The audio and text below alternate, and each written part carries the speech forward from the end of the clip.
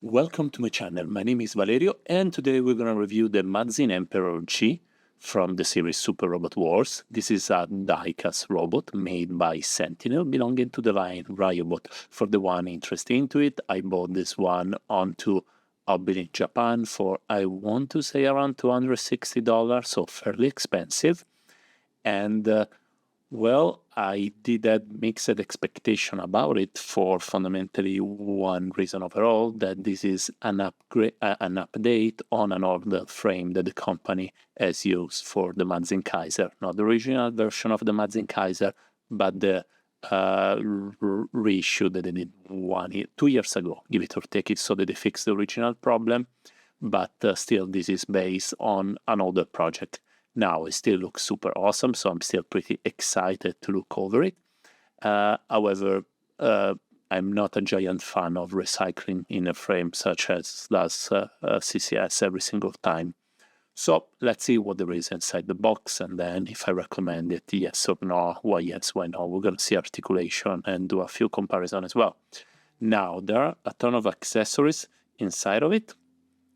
And as you can see, let's start with the manual. First, look at the manual. You can move it without many issues. For anything other than the wings, you need to look at the manual to insert the wings. It's not intuitive at all. Now, this is the standard Sentinel display stand, nothing special. We saw it with every release. I think lately they have upgraded, but I can't remember. These are two tiny arms to have it all the rocket punch, which is a gimmick that this robot can do. These are the hands, so while the color is different from the original Mazin Kaiser one, they're exactly the same. Like the scalp didn't change, just the color and accent color. And I think the finger might be specific to the Mazin Emperor. Anyway, they're extremely well done, so I don't have to complain about it. Now we have the two swords. So the two swords can be connected together via an extra piece. They are well painted. There is no diecast inside of it. However, they're completely painted, and honestly, I don't care for extra diecast over accessories because they just add the extra stress over the robot. This is the giant sword. The giant sword is very cool. However, from Sentinel lately, we've seen swords that are way much bigger. They're way bigger, still not diecast, super light, very good. These are the wings, which are the most interesting bit of the robot. Quite love it. So, however, the inside is not painted. You see those two yellow ochre inside of it. They're not painted. Everything else is amazing, and still you will never see those bits because they're hidden behind on the shoulder. Now these are for the Rocchetto punch, like the blade from the arms. I can't remember the name. Very, very cool, but spiky. I cut myself when I installed them, so please pay a lot of attention. And now after we finish with that, oh sorry, this is the last bit. This is the piece used to connect the two swords, and about giant double-bladed swords. Now we're gonna look at the robot. And so within, when you buy, they tell you that is like 8 inches and a half. However, it is much closer to 9 inches. Depends where you start to measure it. If you go to the tip of the end, it's a tiny bit more than 9 inches. If you go to the base of the head, it's like 8. Let's say, give it or take it, between 22 and 23 centimeters, which is between 8 and 9. So there isn't too much diecast over it. This is an older Sentinel project, so it's not like the newer one. The weight is a tiny bit less than 1 pound, around 400 grams, 390, something like that. Diecast, you can feed it onto the feet, which was done to solve the original problem of the Mazin Kaiser. But the rest of it is pretty light. Like the first sensation out of it is going to be a light robot. So if you are an hardcore diecast robot fan, maybe this one is not for you. Or if you have the Mazin Kaiser, you know exactly what to expect because it's the same robot with different armor. Give it or take it. However, it looks super cool, so I'm super impressed with the paint job. Now we're gonna look at articulation. So this is an older Sentinel project, as I say, so no ratchet joints. So you can remove the condor out of it. However, it's kind of meh because it's not a full ship inside of it. It's just a plug and play kind of things, not a super fun. Still, paint amazing. The head can do 360. It is onto a stand that can move itself. Okay, can go up and down, left and right. Pretty, pretty cool. Now you can see the V on the fin, the V on the chest can close and can move down, plus there is an hinge on the base. they can get closer or further away. Please, again, attention not to hurt themselves. You can also extend it to make one of the attack that he did into the game. I can't remember the name, but it's still pretty cool. You see the hinge there. I was able to show it. Everything is fully painted, and the paint is amazing. So, nothing against it.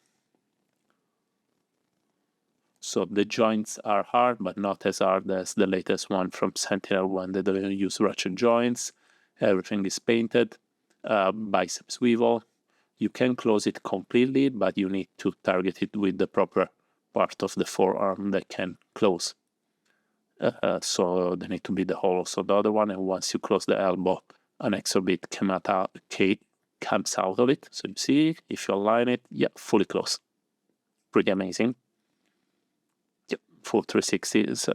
So how much this guy moves was what was very, very cool of the original Mazin Kaiser. So there is also big butterfly joints to do the classical barry pose with keeping one giant sword with two hands. So the upper part of the body can move. The chest has the possibility as a ball joint over it, and you can have the ab flex. There is an ab crunch. However, the waist, my understanding is that it doesn't move, and maybe it does move. You just need to use more strength. However, I didn't feel comfortable in putting extra. Please pay attention. Yeah, you can move it at the upper chest, but I don't think you can on the part below. Pay attention not to chip the paint. This is surprisingly expensive, so if you want to have it do the split, you have to raise up the underwear. Then it can go 360 and 180, not 360, but it can do the split, the Van Damme and the normal and the ballerina split. Now you can move the tight.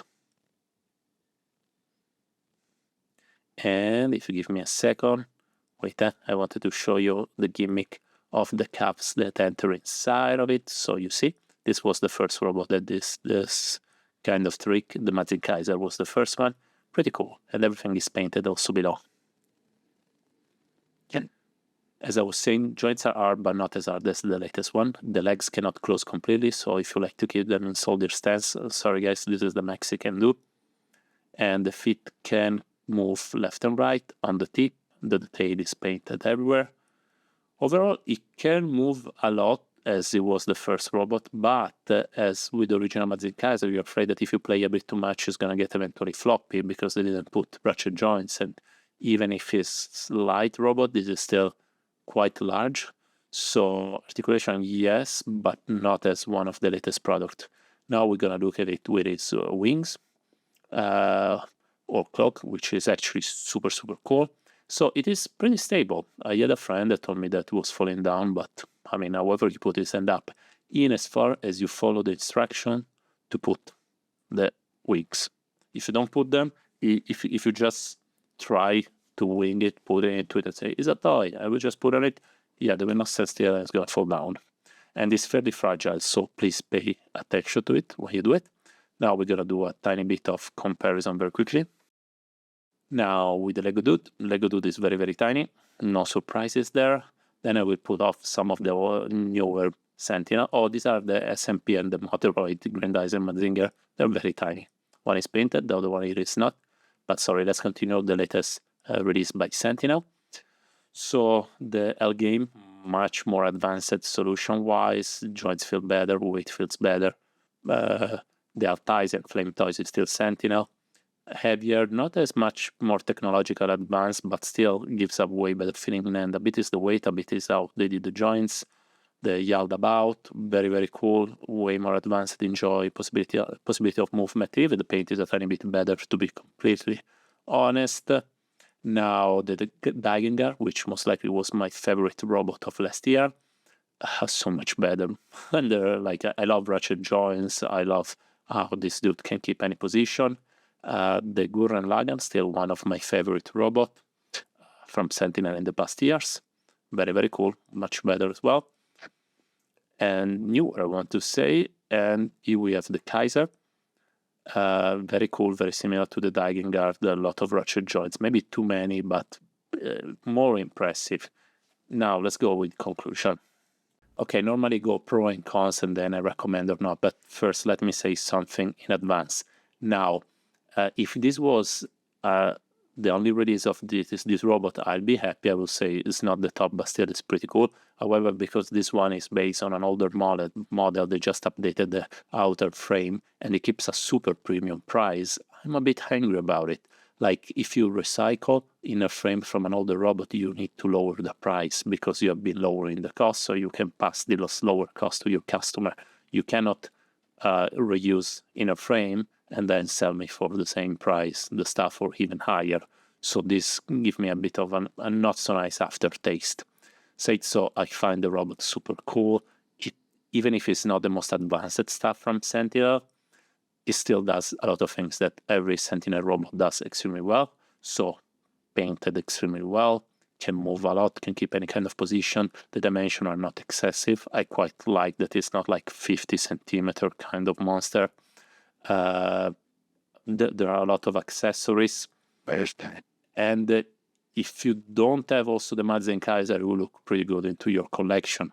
However, if you have the Mazin Kaiser, you will see very quickly that they look a lot like each other. Still, that is the reason why I sold my Mazin Kaiser, and I'm waiting for the Blitzway one that we're going to see on the channel pretty soon.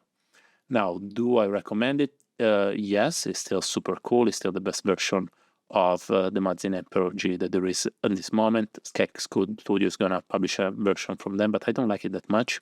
I prefer the scalp of this one. And so it is a recommend. However, it's not like the latest and greatest from Sentinel. It is a bit of recycling, and it has some limit that the earlier robots had.